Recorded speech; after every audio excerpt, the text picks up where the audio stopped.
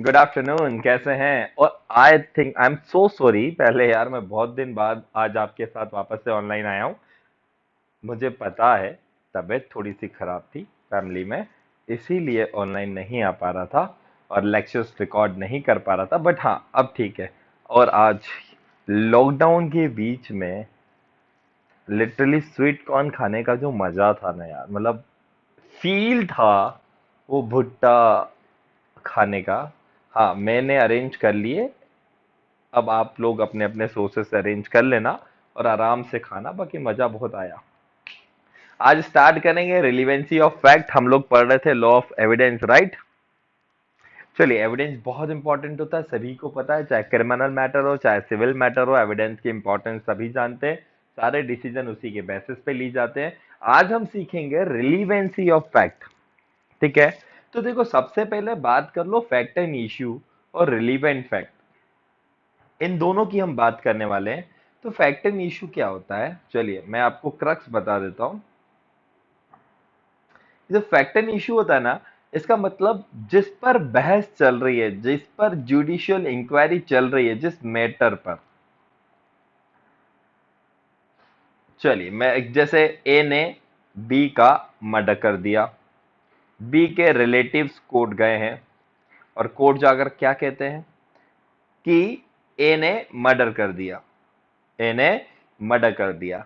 और ए ने कोर्ट में जाकर क्या कर दिया, डिनाई कर दिया। तो फैक्ट इन इशू क्या है?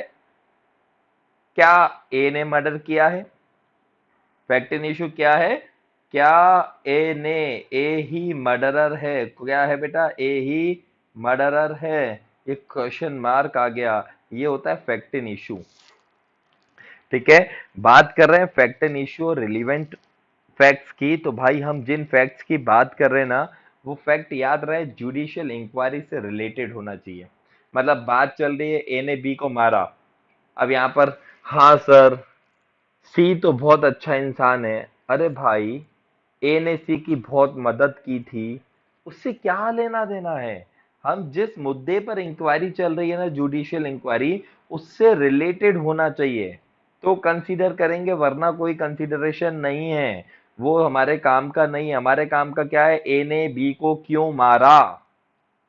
अब इससे रिलेटेड जितनी भी बातें आई सबको कंसीडर करेंगे, लेकिन ए ने सी की मदद की थी, सी बहुत अच्छा आदमी है, सी भी ए की मदद करता था, यार इससे हमें क्या लेना देना है भाई? समझ में आ रही बात?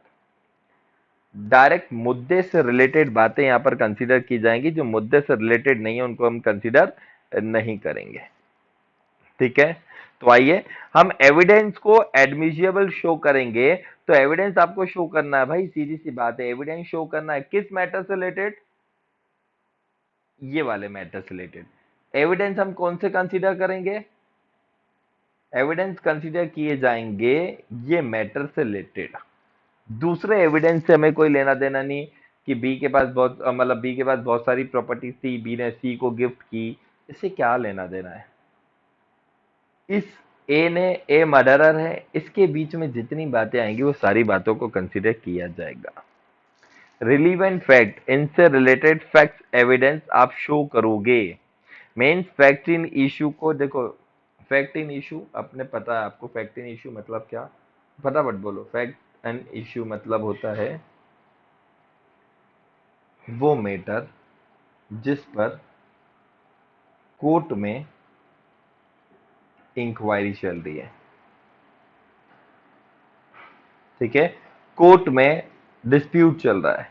भाई इंक्वायरी क्या है? ए ने बी को मारा और ए क्या बोल रहा है? मैंने तो नहीं मारा। समझ में आ रही है बात? ए ने बी को मारा। क्वेश्चन है कोर्ट के सामने, क्या वाकई ए ने बी को मारा? क्या ए मर्डरर है? क्वेश्चन है, क्या ए खूनी है? क्या ए के हाथ खून से रंगे हैं? है ना? और ए क्या बोल रहा है? नहीं जज साहब, मैं खूनी नहीं हूं। यह है फैक्ट इन इशू, जिसको हम कोर्ट में डिसाइड करने वाले हैं। ठीक है, अब हम आगे बढ़ रहे हैं। भाई बहुत सीधी सी बात है, हम एविडेंस वही कंसीडर करेंगे जो जुडिशियल इंक्वायरी से रिलेटेड होगा। समझना, मैं क्रक्स पे आ रहा हूं। हम रिलीवेंसी ऑफ फैक्ट पे भी जाएंगे। हम पहले फैक्ट इन इशू मतलब समझ चुके हैं, जिस पर कोर्ट के अंदर केस चल रहा है, वो मुद्दा, उसे हम कहते हैं फैक्ट इन इशू। लेकिन याद रहे, एविडेंस कौन से कंसीडर किए जाएंगे, जो जुडिशियल इंक्वायरी से रिलेटेड होंगे। इसके अलावा हम फैक्ट्स को कंसीडर नहीं करेंगे। रिलीवेंट फैक्ट क्या होता है, आपको याद होगा मेरी बातें भाई। आओ मैं आपको और अच्छे से बताता हूं। देखो, रिलीवेंट फैक्ट्स मतलब क्या, जो डायरेक्ट फैक्ट्स नहीं है। समझना मेरी बात, हम एविडेंस को यहां पर बात कर रहे हैं। देखो, एविडेंस आपको शो करना है तो शो किया जाएगा, सबसे पहले वो फैक्ट इन इशू से रिलेटेड होना चाहिए। ठीक है, आप शो करोगे फैक्ट इन इशू को, डायरेक्ट शो करने वाले एविडेंस मिल जाए, ये देखो हर बार जरूरी नहीं है कि डायरेक्ट एविडेंस मिल जाए। मैंने आपको बताया था ना, एविडेंस दो तरह के होते हैं, एक डायरेक्ट एविडेंस और एक सरकमटेंशियल एविडेंस।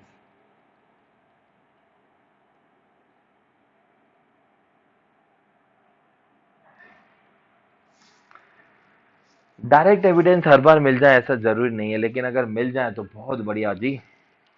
लेकिन नहीं मिले तो फिर रिलीवेंट, इन्हीं को सरकमटेंशियल एविडेंस को ही हम रिलीवेंट फैक्ट मानते हैं। याद है वो वाला एग्जांपल, गन खरीदी, गन छुपाई, ये क्या है, रिलीवेंट फैक्ट्स हैं। कड़ियों से कड़ियां जोड़ना, ठीक है, एंड सारे एविडेंस जज के सामने शो किए जाएंगे और जज उसके बेसिस पे अपना डिसीजन कास्ट कर देगा। तो अभी तक हमने केवल दो चीजें सीखी, fact in issue and relevant fact. Fact in issue का मतलब होता है भाई, सीधी सी बात है, जिस मैटर पर कोर्ट में जुडिशियल इंक्वायरी चल रही है वो मुद्दा फैक्ट इन इशू है। रिलीवेंट फैक्ट, देखो एविडेंस दो तरह के होते हैं, डायरेक्ट एविडेंस बहुत बढ़िया अगर मिल जाते हैं, लेकिन अगर डायरेक्ट एविडेंस नहीं मिलते हैं तो फिर वो जो सरकमटेंशियल एविडेंस होते हैं, जैसे कि लास्ट एग्जांपल में अपन ने डिस्कस किया था, उनको हम रिलेवेंट फैक्ट्स भी कहते हैं। ठीक है, रिलीवेंसी ऑफ फैक्ट सेक्शन 6 से लेके 55 तक हमें पढ़ना है।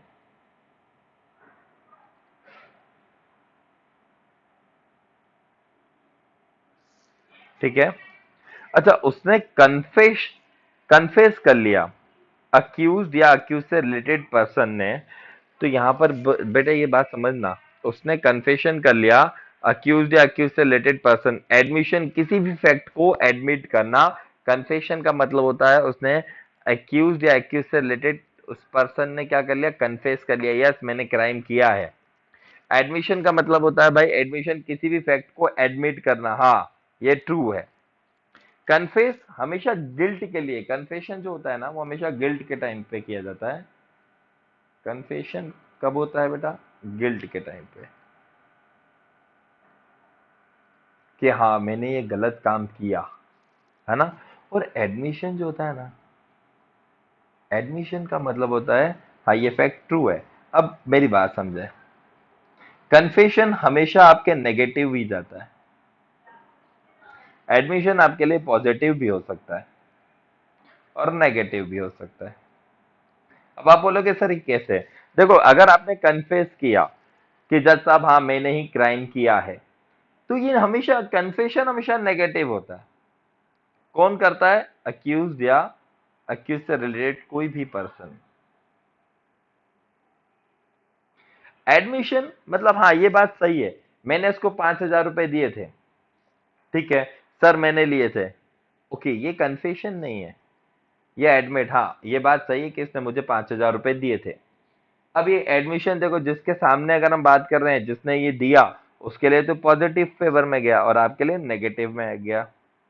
एडमिशन मतलब किसी भी फैक्ट को ये बोलना कि हाँ ये बात ट्रू है। लेकिन कन्फेशन, अच्छा एडमिशन आपके लिए पॉजिटिव भी हो सकता है और नेगेटिव भी हो सकता है, लेकिन कन्फेशन हमेशा आपके लिए नेगेटिव होता है। ठीक है, तो कौन कौन से लोग एविडेंस दे पाएंगे, ये सारी बातें इसमें जुड़ी हुई हैं।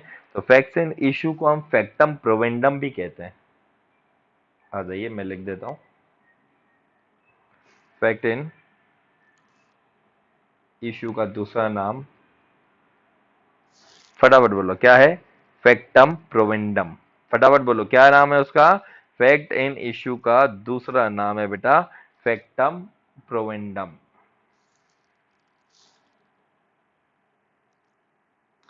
और इसके आगे अपन बात करें रिलीवेंट फैक्ट को फैक्टम प्रोबेंस कहते हैं।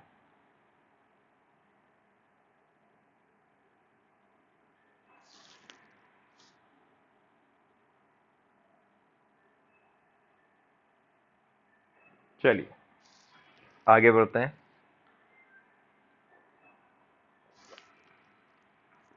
चाय की चुस्कियों के साथ पढ़ाने का मजा ही कुछ और है ना। मैं चाय पी लूं, आपको कोई दिक्कत तो नहीं है? आई नो आप मुझे देख नहीं पा रहे, मैं भी आप लोगों को मिस कर रहा हूं, पर ठीक है, कभी कभी इस तरह का भी आनंद ले लेना चाहिए। अब पढ़ेंगे अपन सेक्शन 5।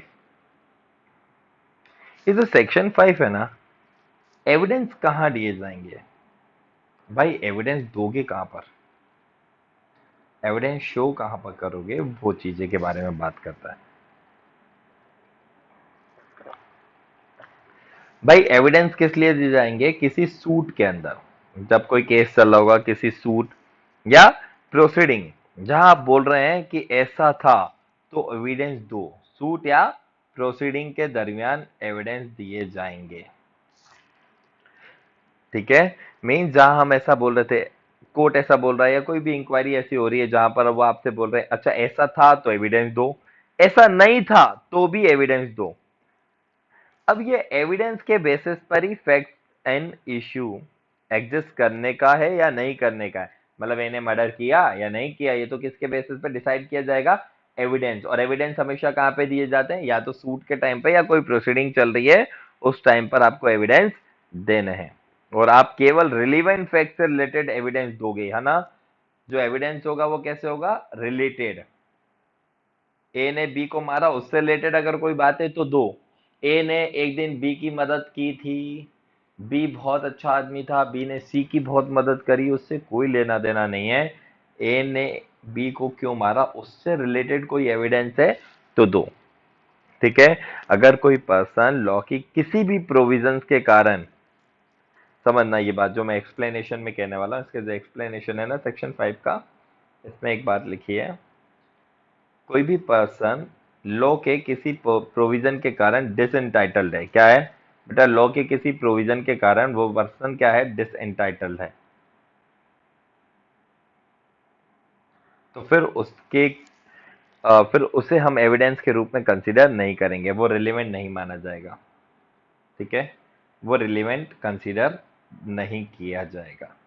अगर कोई पर्सन लॉ के किसी भी प्रोविजन के कारण डिसएंटाइटल्ड है तो फिर वो रिलेटेड नहीं माना जाएगा, वो रिलेवेंट नहीं माना जाएगा, ठीक है।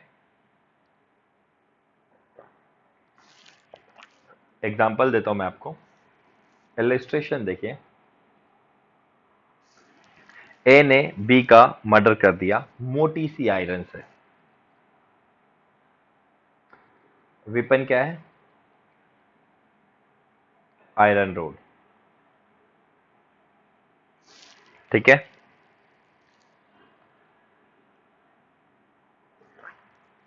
ठीक है, अब उसकी इंटेंशन क्या थी कि मैं उसको मार दूं। ए की इंटेंशन क्या थी? मारना। इंटेंशन क्या थी? मेला फाइल, ठीक है। अब इशू क्या है? मींस फैक्ट इन इशू क्या है? ए ने बी को मार दिया। अगर हम फैक्ट इन इशू की बात करें तो फैक्ट इन इशू क्या है? ए ने बी को मार दिया और बी मर गया। और इसमें क्लब कर दें, इसमें हम एक चीज और क्लब कर दें। क्लब क्या कर रहे हैं कि ए ने मारा जिसके कारण बी मरा, ए के मारने के कारण बी मरा, ये इसके अंदर और हमने क्लब कर दिया। मतलब ए की तो इंटेंशन थी बी को मारने की, लेकिन ए ने नहीं मारा, किसी और ने मार दिया। अब क्या? तो यहां पर देखो, सोचने पे तो मैं भी सोचूं कि देश के प्रधानमंत्री को गोली मार दो, लेकिन ऐसा चलेगा क्या? नहीं, सोचने पे कोई सजा नहीं मिलती। ए ने बी को मारा, और क्लब कर दें अगर हम इसको, तो ए के मारने से ही बी मरा है, ये है फैक्ट इन इशू। अब इसी को डिसाइड करना है। डिसाइड क्या करना है कि क्या वाकई ए ने मारा, क्योंकि ए तो डिनाई कर रहा है ना। ए की इंटेंशन थी बी को मार देने की, पर ध्यान रखा जाए जो एविडेंस दिए जाएंगे या तो दिए जाएंगे फैक्ट इन इश्यू पर या रिलीवेंट फैक्ट पर। है ना। एविडेंस कैसे दिए जाएंगे? फैक्ट इन इश्यू क्या है? ए ने बी को मारा और बी मर गया, ये फैक्ट है। इससे रिलेटेड कोई एविडेंस है तो दो, या रिलीवेंट फैक्ट जो होते हैं अपने कड़ियों वाले फैक्ट, उनसे रिलेटेड कोई एविडेंस है तो दो। इसके अलावा हम किसी भी एविडेंस को कंसीडर नहीं करेंगे। सो जिस मैटर से रिलेटेड हम बात कर रहे हैं ना, उस मैटर से रिलेटेड कोई फैक्ट्स हैं या कोई एविडेंस है तो दो। अब जैसे मैंने डायरेक्ट एविडेंस, याद है एग्जांपल दिया था, एक्स ने देखा बी का मर्डर होते हुए, लेकिन हर बार डायरेक्ट एविडेंस मिले, हर बार डायरेक्ट एविडेंस मिले, ये कोई जरूरी नहीं है। ये कोई जरूरी नहीं है कि आपको हर बार डायरेक्ट एविडेंस मिल जाए, लेकिन अगर मिलता है तो बहुत बढ़िया है। ठीक है, यहां पर बोला गया है लेकिन हर बार डायरेक्ट एविडेंस अवेलेबल हो ये जरूरी नहीं है, मींस उसको प्रूव करने के लिए डायरेक्ट एविडेंस नहीं है तो फिर हम कौन से एविडेंस लेते हैं? जब डायरेक्ट एविडेंस नहीं है तो फिर हम सर्कमटेंशियल एविडेंस के ऊपर जाते हैं। कहाँ जाते हैं? Circumstantial evidence. रिलीवेंट फैक्ट फिर कड़ियों से कड़ियां जोड़ते हैं, याद है। लेकिन याद रहे, अब यहां पर मेरी बात समझना, जैसे मैंने बताया था वाई ने गन बेची थी, उसको छुपाते हुए देखा किसने था? जेड ने देखा था। वाई ने गन बेची थी, ये भी सर्कमटेंशियल एविडेंस है। छुपाते हुए किसने देखा था? जेड ने देखा था, तो ये भी सर्कमटेंशियल एविडेंस है, राइट। तो इस तरह का ये जो गन परचेस, लास्ट वाला एग्जांपल अगर याद है, नहीं है तो वीडियो नंबर 1 में जाके देखो। गन परचेस की थी मिस्टर वाई से, और गन कंसील कर रही थी, और उस वक्त कौन देखा था? मिस्टर जेड देखे थे। ठीक है, देखो रिलीवेंसी की बात आ गई। अब हम ये देखेंगे कि कोई चीज लीगली रिलीवेंट तो है, साथ में वो लीगली रिलीवेंट के साथ हमें लॉजिकल रिलीवेंट भी चाहिए। लीगली रिलीवेंट के साथ साथ उसका लॉजिकल रिलीवेंशन रिलीवेंट भी होना जरूरी है। आप बोलोगे सर लीगली रिलीवेंट तो ठीक है, गन परचेस की, गन हाइड की, ये तो समझ में आ रहा है। लॉजिकल रिलीवेंट क्या होता है ना? अगर दो चीजों के बीच में कैजुअल रिलेशन बनता है, मान लो जिस गन से मारा उसकी गोली मीच कर लो, भाई जो गन परचेस की थी ना तुमने, उस गन की जो बुलेट होती है उसको मैच कर लो, फॉरेंसिक लैब में भेजकर उसको मैच कर लो, तो क्लियर हो जाएगा। देखो हमें लॉजिकल रिलेवेंट भी है।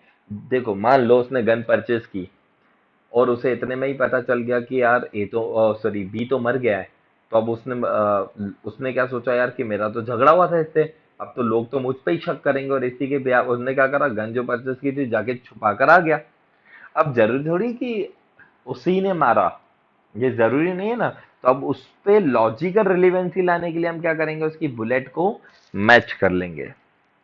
ठीक है, मीन्स ये सब इसलिए देख रहे हैं क्योंकि भैया उन दोनों के बीच में लॉजिकल रिलेशन भी होना चाहिए। बुलेट मैच क्यों कर रहे हैं? क्योंकि लॉजिकल रिलेवेंसी भी हमें चाहिए। ठीक है, प्रोबेबली एग्जिस्टेंस और नॉन एग्जिस्टेंसेस के बारे में अगर हमें पता चले तो लॉजिकल सेंस भी देखना है भाई। गोली मैच इसलिए करी क्योंकि हमें लॉजिकल सेंस भी देखना है, मींस वही गन खरीदी और वही गन छुपाई और उसी गन से गोली चली और उसी गोली से भी मरा, तब जाकर हम मानेंगे कि हाँ सरकमटेंशियल एविडेंस है भैया, डायरेक्ट नहीं है। तो हम यहाँ पर किसी भी तरह का कोई भी लीनियंसी नहीं कर सकते हैं। क्यों? क्योंकि किसी की जान और माल का सवाल है। समझो, सिविल नहीं है जो पेनल्टी लग के छूट जाएगा, यहाँ पर क्रिमिनल एक्शन हो रहा है, और यहाँ हम किसी भी चीज को लेकर बेटा 100% जब तक अश्योर ना हो जाए तब तक हम कोई डिसीजन कास्ट नहीं कर सकते। चीजों को समझो। तो यहाँ पर सरकमटेंशियल एविडेंस है, ठीक है, उसने गन परचेस की, गन छुपाई, दैट नॉट मीन ना कि उसने उसको मार दिया। अब और कोई सबूत नहीं है, डायरेक्ट एविडेंस नहीं है, तो एक काम करो, जाओ उस गन की गोली चेक कर लो। पहले जाओ जाकर उस गन की गोली चेक कर लो, अगर मैच हो जाए तो लीगली रिलीवेंसी के साथ साथ आपको लॉजिकल रिलीवेंसी भी मिल जाएगी, और फिर हम किसी भी बेसिस पर डिसीजन ले सकते हैं। समझ में आई ये बात? ठीक है, तो प्रोबेबली एग्जिस्टेंस और नॉन एग्जिस्टेंसेस के बेसिस में हमें पता चलेगा। लॉजिकल सेंस भी देखना है भाई। गोली मैच हुई मींस वही गन खरीदी और वही गन से मारा और उसी गन को छुपाया। तो सारी कड़ियां जोड़ना है, लॉजिकल टाइप से भी सोचेंगे। जब गन से मारा तो उसका मोटिव होगा गन से मारना। जरूरी नहीं है कि हर लॉजिकल रिलीवेंट पर लीगली रिलीवेंट नहीं हो। देखो, लॉजिकल रिलीवेंसी है, लॉजिकल रिलीवेंसी तो है बट वो लीगल रिलीवेंट नहीं है, तो हम उसको जाने देंगे। बट लीगल रिलीवेंट है और लॉजिकल रिलीवेंसी नहीं है तो भी हम उसको कंसीडर करेंगे। लॉजिकल तो हम अपने सेल्फ सेटिस्फेक्शन के लिए करते हैं, ठीक है, पर फिर भी हमें लॉजिकल रिलीवेंसी ढूंढनी पड़ती है। ठीक है, चलिए आगे बढ़ते हैं। ये सारी चीजें क्लियर हो गई। अब आपका एक टॉपिक है फैक्ट एंड इशू। ऑलरेडी आपको पता है यार फैक्ट एंड इशू, अब तो मैं खुद बता बता के थक चुका हूँ फैक्ट एंड इशू का मतलब क्या होता है।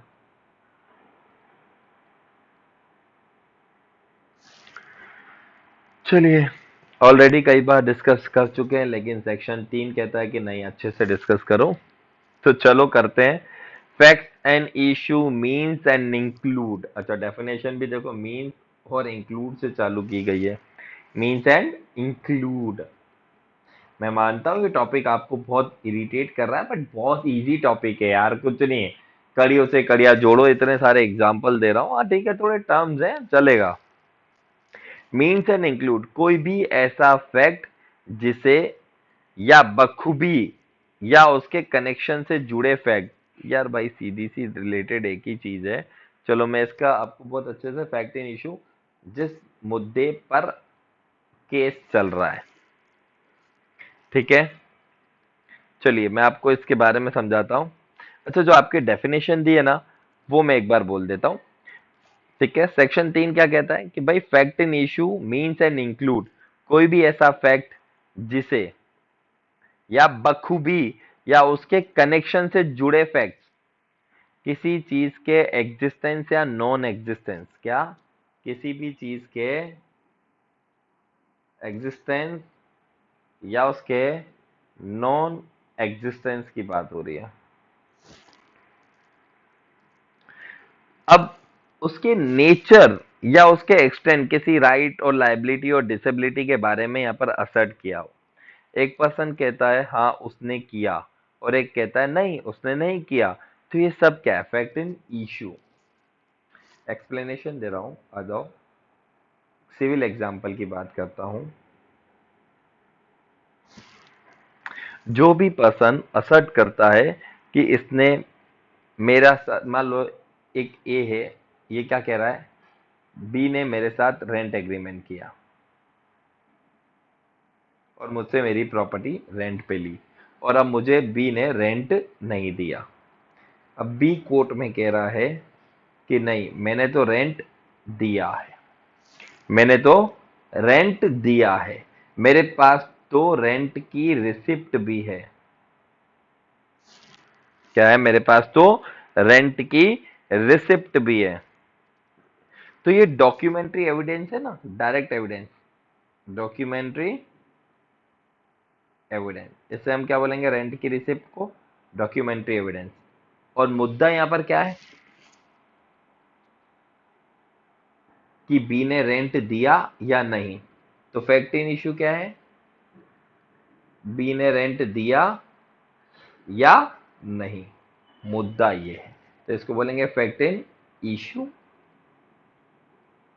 और रेंट की रिसिप्ट जो दिखाएगा उसको हम बोलेंगे डॉक्यूमेंट्री एविडेंस। और अगर मैं यहीं पे आपको क्रिमिनल एग्जांपल बताऊं तो ये तो सिविल था, इसके साथ हमने आपको क्या बताना है, क्रिमिनल एग्जांपल भी देख लो फटाफट।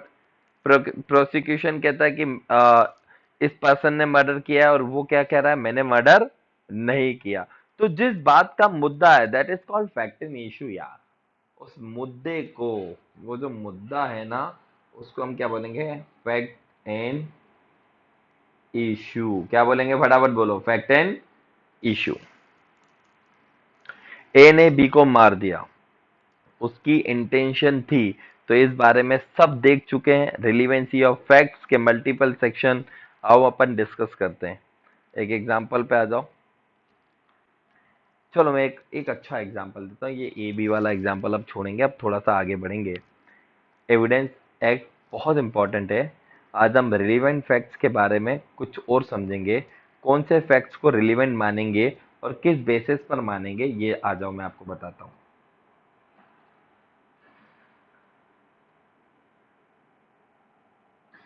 कौन से फैक्ट्स हैं,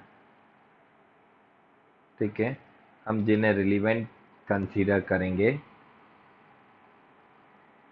और किस बेसिस पर करेंगे, आ जाओ वो देखते हैं। ठीक है, एक केस बताता हूँ। चलो, पति पत्नी की बातें बहुत मजा आती है ना, हस्बैंड वाइफ, गर्लफ्रेंड बॉयफ्रेंड नहीं कहेंगे, अच्छा केस है, समझाता हूँ। एक हस्बैंड ने अपनी वाइफ का मर्डर कर दिया।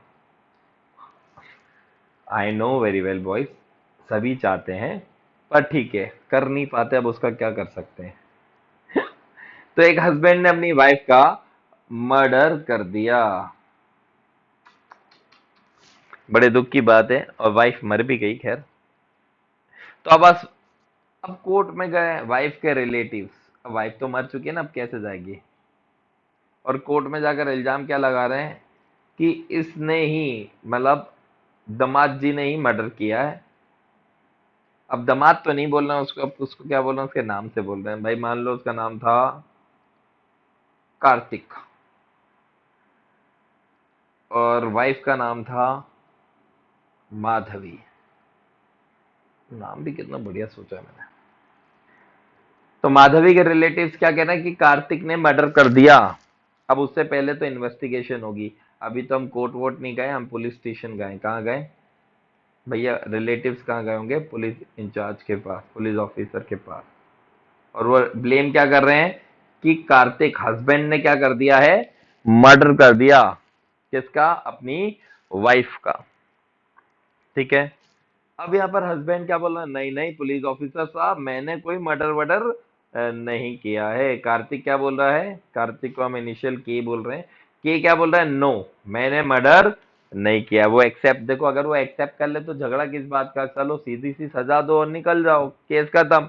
जब वो एक्सेप्ट नहीं कर रहा है तो ही तो दिक्कत है ना। अगर वो एक्सेप्ट कर ले तो दिक्कत किस बात की है, फिर तो कोई दिक्कत ही नहीं है। तो वो कार्तिक जो है वो एक्सेप्ट नहीं कर रहा। तो चलिए, अब इंक्वायरी होगी कि इन्वेस्टिगेशन, पुलिस ऑफिसर हमेशा इन्वेस्टिगेशन करता है, सबूत इकट्ठे करता है, इंक्वायरी जज करता है। तो पुलिस ऑफिसर गए इंटू इंटू करके इंक्वायरी के बारे में। चलिए, अब इंक्वायरी की जाएगी। इंक्वायरी में क्या पता चला, आ जाओ देखते हैं। तो एक हस्बैंड ने अपनी वाइफ का मर्डर कर दिया। अब हस्बैंड अपने डिफेंस में कह रहा है कि नहीं भाई, मैंने तो कोई मर्डर नहीं किया, मैं तो उससे बहुत प्यार करता था, मैं आखिर ऐसा क्यों करूंगा, ये तो एक्सीडेंटली, ये तो एक्सीडेंटली हुआ है। तो भाई ठीक है ना, अब इन्वेस्टिगेशन शुरू हुआ। प्रोसिक्यूशन का ऑब्जेक्ट है कि वो ये प्रूफ करना चाह रहे हैं कि इसने जानबूझ करके किया। मतलब प्रोसिक्यूशन कौन होगा, ये माधवी के रिलेटिव। तो प्रोसिक्यूशन क्या प्रूफ करना चाह रहा है कि ये जानबूझ करके किया गया है, इंटेंशनली किया गया है। और डिफेंडेंट डिफेंस में क्या कह रहा है कि ये तो एक्सीडेंटली हुआ है। चलो आ जाओ, इन्वेस्टिगेशन की बात करते हैं। एविडेंस का पता लगाया गया। तो चलो कहानी शुरू करते हैं यहां से। तुमने कभी 100 नंबर सुना है, 100? अरे 100 लगाते ना, तो वहां पर कॉल सेंटर होता है वो तो। ठीक है, वो आपका फोन नियरेस्ट पुलिस स्टेशन पे कनेक्ट कर देते हैं। तो मरने से पहले एक टेली ऑपरेटर की भी स्टोरी सामने आ गई। उसका कहना है कि माधवी ने कॉल किया था मरने से 20 मिनट पहले, और वो बहुत ही ज्यादा डरी हुई थी। टेली ऑपरेटर क्या कह रही है, एक लेडी का कॉल आया था और उसने कहा मेरी जान बहुत खतरे में है, प्लीज मुझे पुलिस ऑफिसर में, मतलब मेरे नियरेस्ट पुलिस स्टेशन से मेरा कॉल कनेक्ट करो। टेली ऑपरेटर ने उसका एड्रेस लिया और इतने में कॉल डिस्कनेक्ट हो गया। समझने की बात है, एक महिला टेली ऑपरेटर 100 पे कॉल करती है और कॉल कर कर वो बहुत घबराई हुई है और बहुत डरी हुई सहमी हुई आवाज में कह रही है कि मुझे पुलिस ऑफिसर से, नियरेस्ट पुलिस ऑफिसर से प्लीज मेरा फोन कनेक्ट कीजिए। इतने में टेली ऑपरेटर उसका एड्रेस लेती है और एड्रेस लेते से ही उसका कॉल डिस्कनेक्ट हो जाता है। टेली ऑपरेटर डर कर नियरेस्ट पुलिस स्टेशन को इंटीमेट कर देती है, नियरेस्ट पुलिस स्टेशन में इंटीमेट कर देती है, और इंटीमेट करने पर पुलिस ऑफिसर डायरेक्ट एक्शन लेता है और तुरंत उस एड्रेस पे जाता है जो उस टेली ऑपरेटर ने दिया। पुलिस ऑफिसर तुरंत उस एड्रेस पे जाते हैं जो उस लेडी ऑपरेटर ने उन्हें दिया, और वहां जाकर क्या देखते हैं, वहां जाकर देखते हैं कि एक लेडी जो कि माधवी है वो मरी हुई है। लेडी मरी हुई है। अब यहां पर उसका हस्बैंड क्या कह रहा है, नहीं मैंने तो नहीं मारा, ये एक्सीडेंटली है, ये एक्सीडेंटली हुआ है, ये तो एक्सीडेंटली हुआ है। ठीक है, समझना। अब हस्बैंड कह रहा है ये तो एक्सीडेंटली मर गई, अगर ये एक्सीडेंट होता तो क्या वो वो, अच्छा आपके साथ कोई एक्सीडेंट होने वाला होता तो आपको पता होता कि आपका एक्सीडेंट होने वाला है? नहीं पता होता है ना। क्या एक्सीडेंट से पहले आप डरते हो क्या? नहीं, आपको पता ही नहीं होता कि थोड़ी देर बाद क्या होने वाला है। अगर ये एक्सीडेंट होता तो क्या वो डरी हुई होती? अभी भाई अगर हम बात करें एक्सीडेंट की, तो अभी आपने देखा होगा रिसेंट में एक अभी दिल्ली में केस हुआ था। दिल्ली में केस हुआ था कि एक दूल्हा अपनी बारात में मंडप पे बैठा था और उसका दोस्त फ्रेंड जो है वो मस्ती में गन लेकर आया और वो गन एयर फायर करना चाह रहा था। अब एयर फायर की जगह वो क्या हुआ, गलती से वो दूल्हे को लग गया। ठीक है, गलती से वो गन दूल्हे को लग गई। तो क्या दूल्हा जब मंडप में बैठा था तो क्या डरा हुआ था? नहीं, वो तो खुशी से बैठा था ना। हाँ खैर वो अंदर से डरा हुआ जरूर होगा कि उसका बकरा कटने वाला है, लेकिन ठीक है, आई एम जस्ट जोकिंग। पर वो एक्सीडेंट था कि वो एयर फायर करना चाह रहा था, लेकिन वो एयर फायर की जगह वो गलती से गन किसको लग गई, दूल्हे को लगी, उसे कहेंगे एक्सीडेंट। यहाँ पर जो है ये एक्सीडेंट नहीं है, क्यों? क्योंकि लेडी डरी हुई थी। फिर जिस जगह पे, दैट मीन जरूर हस्बैंड ने कुछ किया होगा, तभी तो वो डरी हुई थी। यहाँ पर फैक्ट एंड इश्यू नहीं है भाई, ये रिलीवेंट फैक्ट है। ये जो लेडी ऑपरेटर की बात है ना, टेली ऑपरेटर, इस टेली ऑपरेटर को हम फैक्ट एंड इश्यू नहीं कहेंगे। फैक्ट एंड इश्यू तो क्या है, क्या हस्बैंड ने मारा? फैक्ट एंड इश्यू क्या है,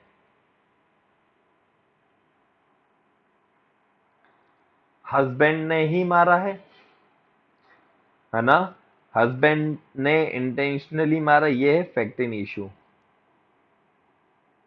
ठीक है, ये जो टेली ऑपरेटर की जो स्टोरी है उसको क्या कहेंगे, रिलीवेंट फैक्ट। क्या कहेंगे, relevant fact.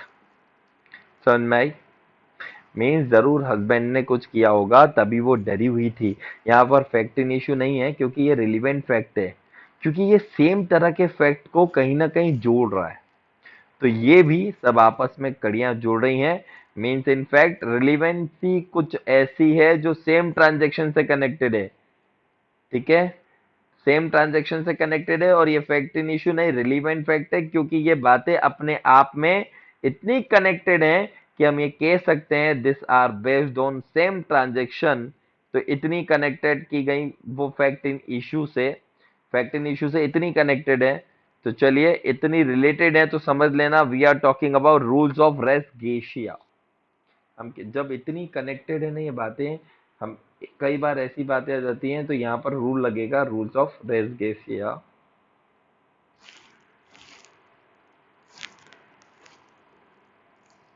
Rules of res गेशिया।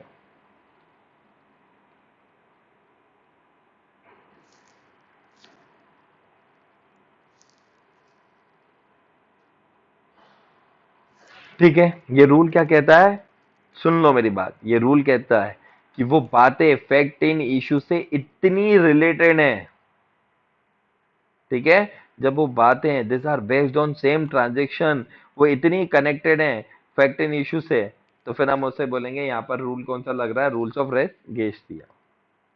इसलिए हमने एक रूल अप्लाई किया रेस गेस्टिया, यानी पोजीशन कुछ ऐसी है कि अब इस पर्टिकुलर केस में जो भी पर्सन अक्यूज्ड है उसके खिलाफ इस रिलीवेंट फैक्ट के बेसिस पर हम डिसीजन लिया जाए।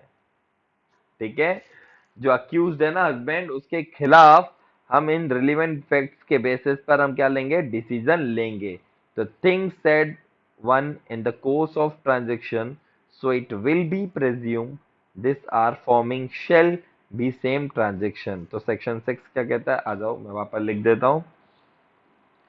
सेक्शन 6 कहता है things said on in the course of transaction,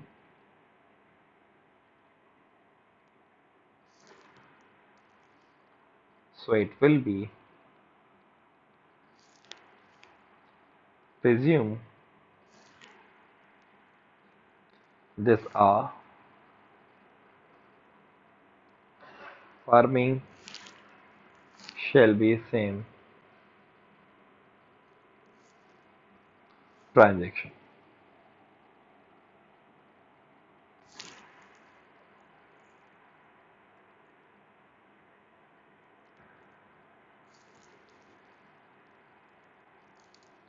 चलें आगे बढ़ते हैं, एक और एग्जांपल देते हैं। आज मजा तो तुम्हें बहुत आ रहा होगा, पर अब क्या करें,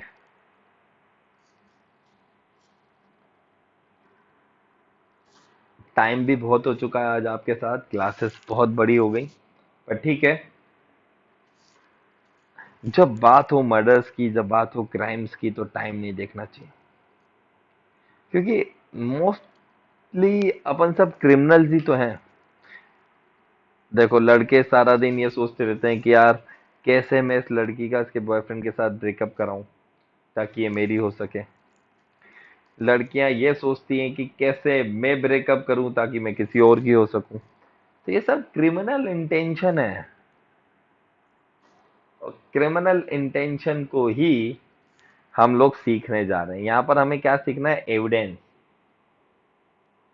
ठीक है, अब एविडेंस डायरेक्ट एविडेंस भी होते हैं, सरकमटेंशियल एविडेंस भी होते हैं, ओरल भी होते हैं, डॉक्यूमेंट्री भी होती हैं, बहुत सारी बातें हमने सीखी हैं। चलो एक और एग्जांपल लेते हैं, यहां पर एक लाइव एग्जांपल लेता हूं, बहुत अल्टीमेट एग्जांपल लेने जा रहा हूं जो आपने बहुत बार देखा होगा। मिस्टर एक्स, अच्छा ये एक्स कौन सा है, आपका एक्स बॉयफ्रेंड नहीं रे, ये एक्स है। एक्स ने वाई को, मान लेते हैं एक्स एक लड़की है, ठीक है, मिस एक्स ले लेते हैं अपन, यहाँ पर मिसेस नहीं लगा रहा, ये मिस है। अरे पगले, शादी हो जाती तो फिर ये एक्स थोड़ी रहती। मिस एक्स ने मिस्टर वाई को पब्लिक प्लस पर खूब मारा, इतना धोया पब्लिक प्लेस पर, और लोग बड़ा देख देख के खूब हंस रहे थे कि एक लड़की एक लड़के को खूब धोए जा रही है, मतलब दबा के धोया। तो भाई आसपास के लोग आ गए, कुछ लोग तो बीच में भी आए बचाने के लिए वाई को, कुछ लोग आपकी तरह तमाशा देख रहे थे, वीडियो बना रहे थे, बातें सुन रहे थे कि आखिर वाई मार खाते खाते क्या बोल रहा है। तब उसके लड़की इतनी ज्यादा गुस्से में थी, ये जो एक्स थी पता नहीं किस बात का गुस्सा था, किस बात का मन में आक्रोश था कि इतना मारा, इतना मारा, इतना मारा कि वाई वाई टे बोल गया, वाई मर गया। वाई मर गया, उसकी डेथ हो गई। और लोग उस वक्त बाय स्टैंडर्ड जो वहां थे, जो लोग वहां खड़े थे, वो लोग जो बोलेंगे कि भाई एक्स के कारण, मतलब इस लड़की के मारने के कारण ये व्यक्ति मर गए, ये वाई मर गया।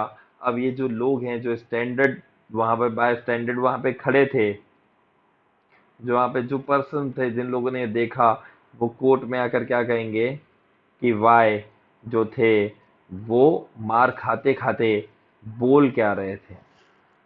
ठीक है, मीन्स यहाँ पर वाई एक्स यहाँ पर मार रहा था, वाई मार खाते खाते क्या बोल रहा था, ये सब बातें रिलीवेंट हैं। ये जो पर्सन है ना, ये जो बातें बोलेंगे, ये सब रिलीवेंट हैं। क्या है बेटा? Relevant facts. यहाँ पर भी रूल्स ऑफ रेस गेशिया लगेगा। इन सारी बातों को ध्यान में रखकर डिसीजन दिया जाएगा। तो यहाँ पर भी रिलीवेंट फैक्ट की बातें होंगी। भाई अपन ने पढ़ा है रेस गेशिया, they are forming in same transaction, तो हमने उन्हें कलेक्ट किया और उन्हीं रिलीवेंट फैक्ट्स को माना। हमने लोगों से पूछताछ की, वाई क्या बोल रहा था? वाई बोल रहा था मुझे छोड़ दो, मैंने तुम्हें कोई धोखा नहीं दिया है, और तुम मुझे क्यों मार रहे हो। जो भी बातें वो बोल रही था वो सब क्या है, वाई जो बोल रहा था और जो लोगों ने बताई वो सब क्या है, रिलीवेंट। उन्हें हम सरकमटेंशियल एविडेंस मानेंगे। चलो एक और एग्जांपल देता हूं, मजा आ जाएगा। मुझे पता है कि क्लास आज ऑलरेडी थोड़ी सी ज्यादा हो गई, बट ठीक है ना, लाइफ में ज्यादा कम कुछ नहीं होता है। आज मेरी वाइफ ने मेरे लिए बढ़िया सा चिली पनीर भी बनाया है। ओ सॉरी सॉरी, पनीर टिक्का। आप लोगों के मुंह में पानी आ रहा होगा, बट ठीक है, खाना तो मुझे ही है। फिर भी मैं आप लोगों को पढ़ा रहा हूँ। सोचो, मतलब डेडिकेशन देख रहे हो बंदे का, कि वाइफ वेट कर रही है, फिर भी मैं आपको पढ़ा रहा हूँ। आ जाओ एक आखिरी एग्जाम्पल के साथ आज टॉपिक का समापन करते हैं। चलो, एग्जाम्पल है, मान लो कोई ऐसी पोजीशन आई, भाई बी को लूट के ले गए। मिस्टर बी बैंक गए थे पैसे निकालने, और जब बैंक से बाहर आए तो मिस्टर बी का जो बैग था वो रोबरी रोबर्स रोबरी करके ले गए। ठीक है, चुरा के ले गए, थेफ्ट हो गया। पुलिस आई, इंक्वायरी हुई, और इंक्वायरी में बी से पूछा, पहला क्वेश्चन, किसको पता था कि तुम पैसे निकालने आने वाले हो? किसको पता था कि तुम पैसे निकालने आने वाले हो? ठीक है, बी क्या कहता है, मिस्टर बी कहते हैं कि इसकी इंफॉर्मेशन केवल मिस्टर एक्स को थी, क्योंकि मैंने इनसे क्रेडिट लिया था, मैंने इनको फोन किया था, मैंने इनको कॉल किया था, और कॉल कर कहा था कि मैं आपको 1 या 2 घंटे में बैंक से पैसे निकाल कर आपको देने आ रहा हूं। ठीक है, इन्फॉर्म किया था कि मैं तुम्हारे पास आने वाला हूं, और किसी को भी ये बात नहीं मालूम थी, केवल मिस्टर एक्स को ये बात मालूम थी। बेटा ये जो रोबरी हुई ना, ये एक तरह का ओकेशन है। अच्छा, रोबरी जो हुई इसको हम क्या बोलेंगे? ओकेशन। मर्डर जो हुआ उसको हम क्या बोलेंगे? ओकेशन। ये क्या है? ओकेशन। मतलब बात समझो, उस क्राइम को हम बोल रहे हैं ओकेशन। फैक्ट इन इशू मतलब क्या है? ए के मारने से क्या बी मरा? वाकई ए ने मारा? ये क्वेश्चन है। क्या ए ने बी को मारा? This is fact in issue. मारा मतलब वो जो मर्डर है उसको हम बोलेंगे ओकेशन। उसको हम क्या बोलेंगे? ओकेशन। वो जो रोबरी है उसको हम क्या बोलेंगे? ओकेशन। वो जो डकैती हुई वो क्या है? ओकेशन है। समझ में आ रहा है? यहां जो रॉबरी हुई ना, इसको हम बोलेंगे ओकेशन। क्लियर है? बेटा जो रोबरी हुई इसे हम ओकेशन कहेंगे। होगा क्या, मतलब यहाँ पे ओकेशन होगा, इफेक्ट होगा, इसका कॉज क्या है? चलिए आइए मैं बताता हूँ। कुछ ना कुछ इंफॉर्मेशन मिस्टर एक्स को मिली, अब कॉज और रिलीवेंट को ऐड कर दिया जाएगा। कॉज और रिलीवेंट को क्या कर दिया जाएगा? कॉज है इंफॉर्मेशन, कॉज क्या है? जो इंफॉर्मेशन एक्स को मिली, किसको मिली? एक्स को मिली। रिलीवेंट और कॉज को ऐड कर दिया जाएगा। मैं आपको बता रहा हूं, सुनो।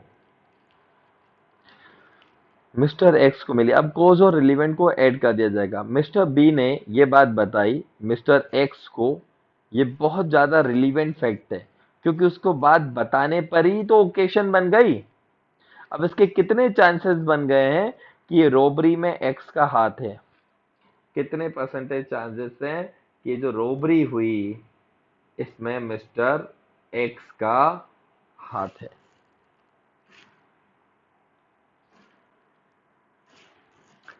हाँ, क्योंकि केवल एक्स को बताया था, क्योंकि ये फैक्टिंग इश्यू नहीं है, रोबरी है।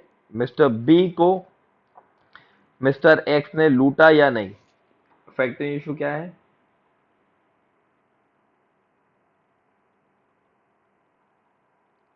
मिस्टर बी को क्या मिस्टर एक्स ने लूटा? क्या यह फैक्टिंग इश्यू मिस्टर बी को मिस्टर एक्स ने लूटा, यह फैक्टिंग इश्यू। और वो जो रोबरी हुई उसको हम क्या बोलेंगे? ओकेशन। और ये ओकेशन कैसे हुआ? किसी इंफॉर्मेशन के बेसिस पर। तो ये इंफॉर्मेशन क्या है? कोज। कोज मतलब वो हथियार, वो जो मर्डर हुआ, तो मर्डर गन से हुआ, गन क्या है? कोज। रोबरी जो हुई वो इंफॉर्मेशन के बेसिस पर हुई, तो इंफॉर्मेशन क्या बनेगी? कोज। समझ में आ रहा है बात? ठीक है। रोबरी है कि मिस्टर बी को एक्स ने लूटा, ये तो फैक्ट इशू है। हाँ, यहाँ पर रिलीवेंट फैक्ट क्या है? क्योंकि सारी बातें एक्स को बताई थी और किसी को नहीं, तो यहाँ पर रिलीवेंट फैक्ट क्या है? हमने इंफॉर्मेशन किसके साथ शेयर की थी? मिस्टर एक्स के साथ, और किसी के साथ नहीं, तो ये रिलीवेंट फैक्ट है। चलिए एक लास्ट एग्जांपल और ले लो। मजा तो आ रहा है मुझे पढ़ाने में, बट ठीक है, मेरा इंटरेस्टिंग टॉपिक, मुझे क्राइम की बातें करने में बहुत मजा आता है। मिस्टर वाई, पता चला कि मिस्टर वाई जो है लंच के बाद वो भगवान को प्यारे हो गए, वो मर गए। ठीक है। अब जब टेस्ट हुआ उनकी बॉडी का, पोस्टमार्टम रिपोर्ट आई, पोस्टमार्टम रिपोर्ट में पता चला कि इन्होंने तो पॉइजन लिया है। इनकी जो डेथ हुई है वो कैसे हुई है? पॉइजन के बेसिस पे हुई है। अब पुलिस आसपास में इन्वेस्टिगेशन की और पता चला कि मिस्टर वाई के साथ तो कोई भी नहीं रहता है। ठीक है। केवल इनके साथ इनका कुक जो है मिस्टर जेड, वही इनकी टेक केयर भी करता है और उनके लिए खाना भी बनाता है। ठीक है। यहाँ पर रिलीवेंट फैक्ट क्या है? मिस्टर जेड जो है यही पर्सन है इसके पीछे, क्योंकि खाना बनाने, मर्डर के पीछे कौन है? मिस्टर जेड, क्योंकि खाना बनाने की, कुक करने की ड्यूटी किसकी थी? जेड की। और डाई कैसे हुआ है? पॉइजन खा के, मतलब खाने में जहर मिला हुआ था। तो ये जो ओकेशन है, मींस पॉइजन के कारण जो डेथ हुई ना, डेथ को हम क्या बोलेंगे? ओकेशन। पॉइजन जो है वो कॉज, कॉज मतलब हथियार। तो यहाँ पर मारा कैसे? पॉइजन। तो ये कॉज है। ओकेशन क्या है? डेथ। ठीक है। फैक्ट इन इशू क्या है? क्या जेड ने मारा? तो पर्सन जो है वो कॉज है क्या, यहाँ पर पॉइजन क्या है जो कॉज है, आपको यहाँ पर इफेक्ट नजर आया। रिलीवेंट फैक्ट्स क्या है कि जेड की जिम्मेदारी थी, ड्यूटी थी। सो ये फैक्ट बहुत ही रिलीवेंट है, इसको कंसीडर करेंगे। सेक्शन 7 भी यही कहता है कि आपके अल्टीमेटली ओकेशन क्या आता है, यहाँ पर आपने ओकेशन देखना है, कॉज देखना है और रिलीवेंट फैक्ट्स देखना है। फैक्ट इन इशू अपने को समझ में आ गया। इस केस में फैक्ट इन इशू क्या है, हमने जेड को पकड़ा और जेड बोलता है मैंने नहीं मारा। अब फैक्ट इन इशू क्या है, मिस्टर जेड ने मारा और नहीं मारा। ओकेशन तो डेथ है, कॉज तो पॉइजन है। और रिलीवेंट फैक्ट क्या है, क्या दिख रहा है कि खाना बनाने की ड्यूटी किसकी थी, मिस्टर जेड की ड्यूटी थी खाना बनाने। तो ये हमारा रिलीवेंट फैक्ट है। तो ये सारी बातें यहाँ पर समाप्त होती हैं। कल से पढ़ेंगे हम सेक्शन 8। अब से मैं रेगुलर आपके साथ ऑनलाइन आऊँगा। आई एम सो सॉरी, बीच में थोड़ी सी तबीयत खराब थी इसलिए मिल नहीं पाए। चलिए आज के लिए टॉपिक खत्म करते हैं। Have a nice day, take care, शब्बा खैर, शुभ रात्रि।